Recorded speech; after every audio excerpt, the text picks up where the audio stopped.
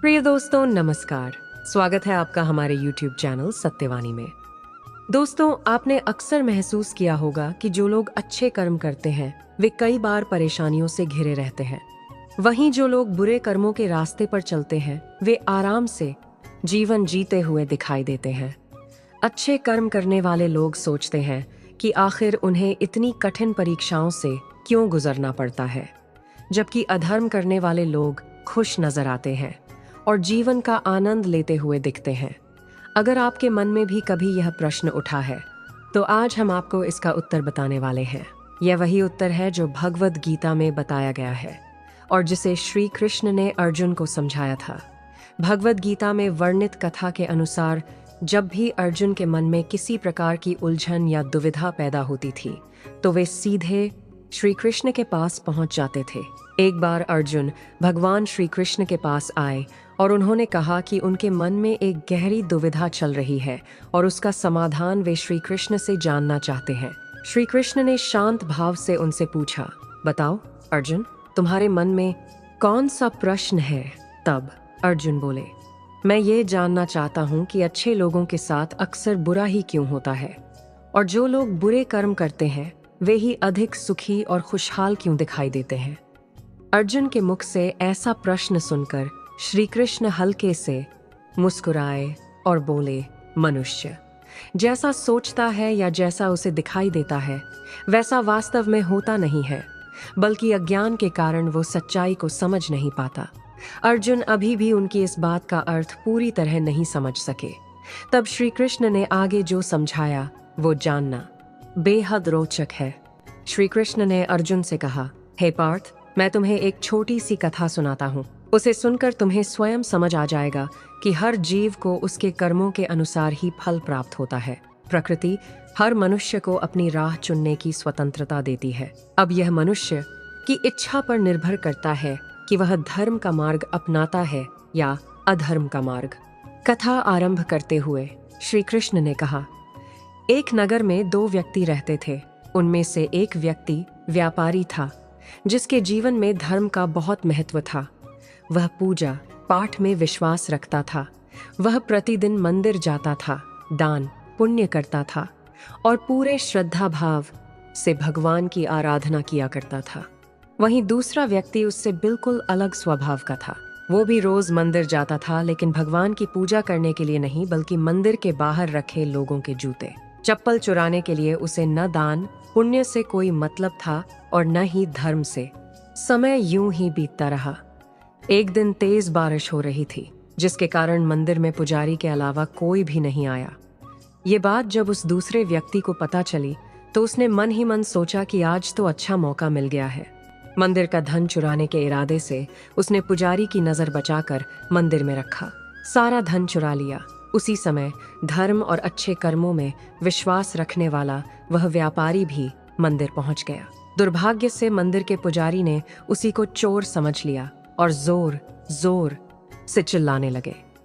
थोड़ी ही देर में वहां लोग इकट्ठा हो गए और बिना सच्चाई जाने उसे बहुत मारने लगे।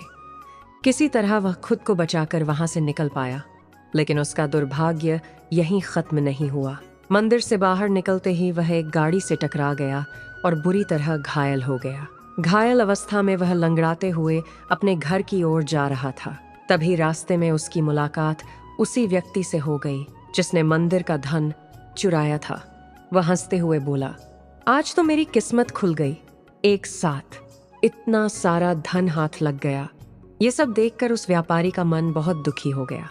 उसे लगा कि अच्छे कर्म करने के बाद भी उसे ही कष्ट मिला और बुरे काम करने वाला व्यक्ति सुख भोग रहा है।